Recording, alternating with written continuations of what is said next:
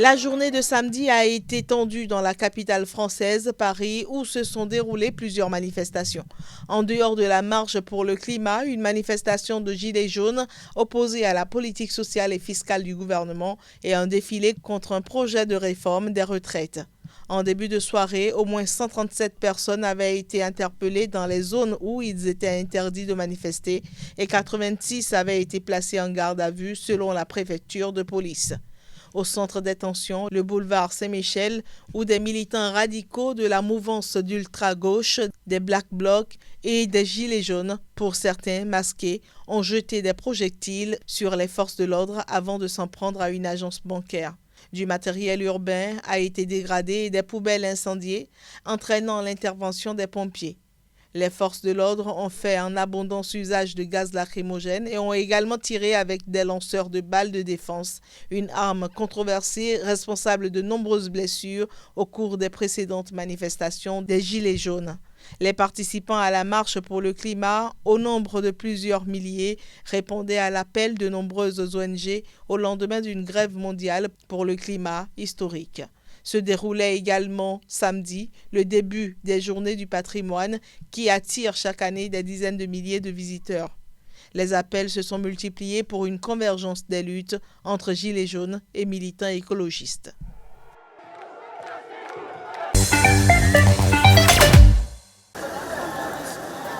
Les signataires de cette rare démarche de cette ampleur ont fait des révélations d'une gravité considérable. Nous sommes hors la loi, nous violons des lois injustes, obsolètes, qui n'ont plus lieu d'être. Nous avons eu des relations sexuelles hors mariage. Nous avons subi, pratiqué ou été complices d'un avortement, ont affirmé ces nombreuses Marocaines. Le texte co-rédigé par l'écrivain franco-marocaine Leila Slimani porte symboliquement 490 signatures en référence à l'article 490 du Code pénal marocain qui punit de prison les relations sexuelles hors mariage.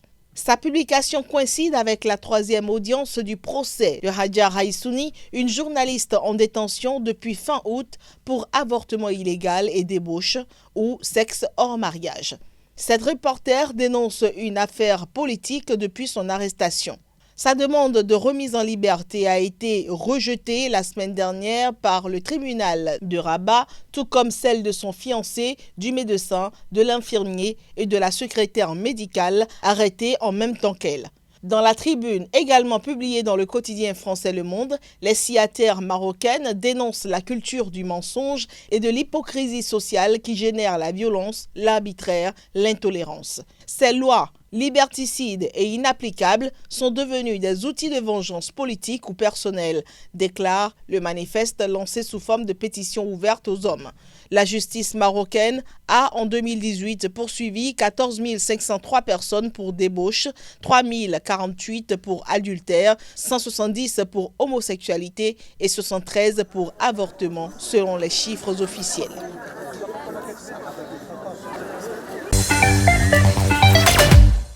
« 15 ans de prison, c'est la peine à laquelle Saïd Bouteflika, frère du président déchu Abdelaziz Bouteflika, a été condamné par un tribunal militaire algérien. Le parquet de Blida a requis mardi 20 ans de prison pour Saïd Bouteflika, qui s'était imposé comme l'homme fort du régime, et pour les autres prévenus jugés dans ce procès, ouvert lundi loin des caméras. Seuls les avocats et les familles des accusés avaient le droit d'assister aux audiences. Ce procès emblématique a lieu après une vague d'arrestations massives dans l'entourage d'Abdelaziz Bouteflika, contraint à la démission début avril, après des mois de mouvements de contestation inédits. Le général Toufik et son successeur à la tête du renseignement, Atman Tartag, ainsi que la secrétaire générale du Parti des travailleurs, Louisa Hanoun, jugés dans la même affaire devant le tribunal militaire de Blida, au sud d'Alger, ont écopé de la même peine. Le tribunal a également condamné à 20 ans de prison l'ancien ministre de la Défense et ex-chef d'état-major de l'armée, Khaled Nezar, son fils Lotfi, ainsi que Farid Ben Hamdine, gérant de la société algérienne de pharmacie, tous les trois jugés par contumace dans la même affaire. Il faut dire que les prévenus étaient tous jugés pour atteinte à l'autorité de l'armée et complot contre l'autorité de l'État.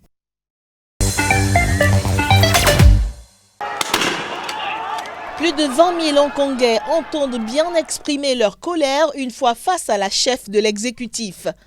Carrie Lam, qui en effet concentre la colère des manifestants pour son intransigeance, a récemment proposé pour la première fois depuis le début de la mobilisation un dialogue avec la population. Elle a affirmé mardi que la rencontre prévue jeudi soir serait une occasion pour la population de faire entendre sa voix. Mais nombre de manifestants ont refusé cette offre de dialogue en y voyant un piège et en expliquant que leurs revendications étaient déjà connues. J'espère que le dialogue collectif pourra se tenir dans une ambiance calme, apaisée et rationnelle afin que toutes les règles servent l'unique objectif, celui de restaurer le dialogue au lieu de contrôler les opinions que les participants pourraient exprimer. En fait, quand on a mis en place les règles, le gouvernement de la région administrative spéciale a aussi fait des promesses sur ce dialogue. Nous avons promis que les participants de différents horizons, de différents bords politiques pourraient exprimer leur avis librement et qu'ils pourront même évacuer leur colère. Vous avez dit que lors des 3 derniers mois, le nombre de personnes arrêtées a dépassé 1500. Certains d'entre eux ont moins de 18 ans. Ça m'a brisé le cœur de voir ce phénomène, parce que ce sont des enfants. Comment des enfants peuvent-ils bien comprendre les affaires politiques courantes? Nous devons poser la question. J'en appelle à nos parents, enseignants, proviseurs. Ils doivent permettre aux enfants de comprendre que les problèmes politiques ne sont pas aussi simples. Si des milliers de personnes ont demandé à participer à ce dialogue, seules 150 personnes seront choisies au hasard pour prendre part à une session de 2 heures avec Carrie Lam. Ces gens devront venir sans aucun des objets emblématiques de la contestation, que ce soit des parapluies, les casques ou les masques à gaz. Les manifestations hongkongaises ont souvent dégénéré en affrontements violents entre radicaux et forces de l'ordre. Plus de 1500 manifestants ont été arrêtés, dont le plus jeune âgé de 12 ans.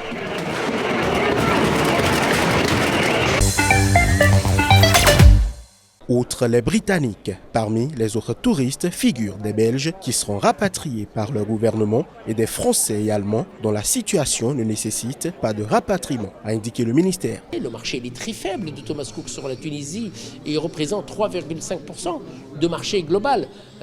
Thomas Cook Angleterre, actuellement, il est à 107 000 clients depuis le 1er janvier, alors qu'on est à 7 millions de touristes aujourd'hui qui sont rentrés en Tunisie. Les réservations annulées pour l'arrière-saison représentent environ 30 à 40 000 séjours, a-t-il ajouté. Le 9 millions, on va arriver avec ou sans Thomas Cook, parce qu'on estime que Thomas Cook aurait fait jusqu'à 31 décembre encore 40 000 clients.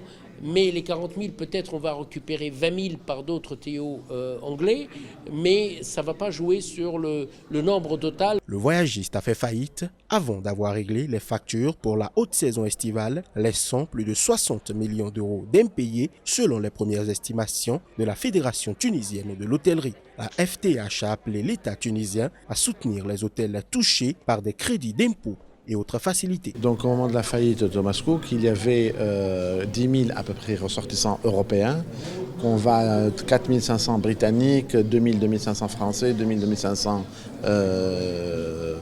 allemands, et le reste c'est la Belgique, la Hollande et le reste. Mais encore, les grands opérateurs, tour opérateurs, ont encore leur place, ils ont encore de beaux jours devant eux, mais l'Open Sky, je pense que c'est vraiment une réponse à la crise que nous venons de vivre, surtout que pour nous, les hôteliers, ça rééquilibrera le rapport de force que nous avons avec les tours opérateurs. Le pionnier des voyagistes a brutalement fait faillite lundi, contraignant les autorités à lancer immédiatement un rapatriement hors norme de ces quelques 600 000 clients en vacances dans le monde. D'abord une émotion personnelle, celle des responsables politiques, celle d'un militant qui à certains moments a eu à combattre Jacques Chirac comme militant, mais aussi à se mobiliser. Pour Jacques Chirac, j'ai le souvenir de 2002, mais sur ce sujet, c'est la France qui doit parler. Le président de la République s'exprimera d'ici peu Et son hommage marquera aussi, j'en suis convaincu, la puissance de l'émotion qui touche, au moment où je vous parle, le peuple français. Voilà, donc c'est une grande perte, au-delà du fait que je pense que les Français perdent un homme d'État, un homme qui aimait intimement, profondément, charnellement la France et les Français et les Françaises. Voilà, on sent bien d'ailleurs qu'il y a de l'affection pour cet homme parce que lui-même en avait pour les autres. J'avais avec le président Chirac une relation très ancienne, très complice, très affectueuse. C'est un homme qui très tôt m'a soutenu dans mon combat, m'a fait confiance avant même que moi-même j'ai pu acquérir une certaine crédibilité dans ce domaine-là. C'est un homme...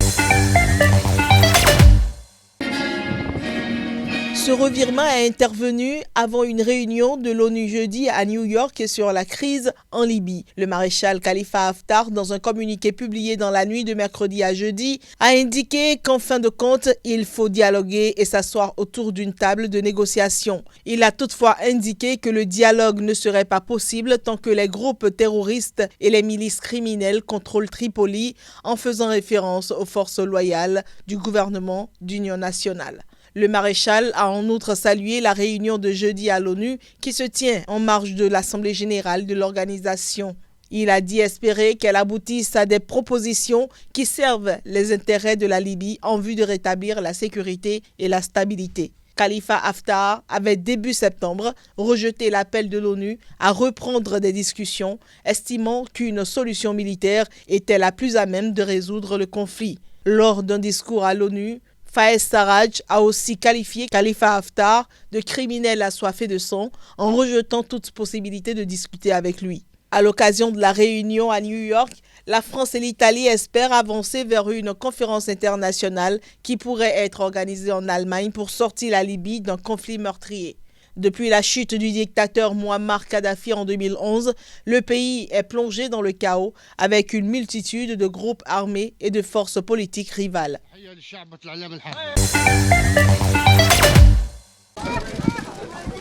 Le jugement de Dieudonné Mbala Mbala sera rendu le 27 novembre. En attendant, le parquet de Paris a requis contre lui 10 mois de prison ferme. Sa chanson à polémique, qui avait été publiée sur plusieurs réseaux sociaux, a été diffusée à l'audience. La procureure a souligné le caractère manifestement antisémite de la chanson incriminée.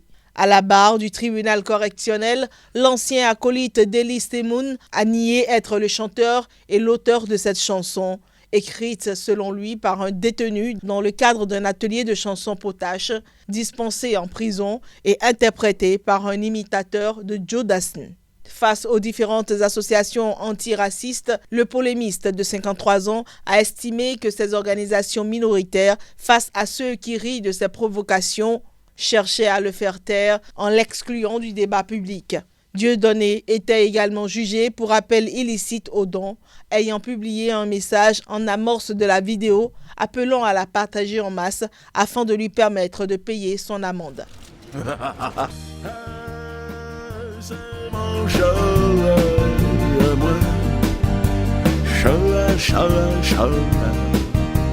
bla bla bla.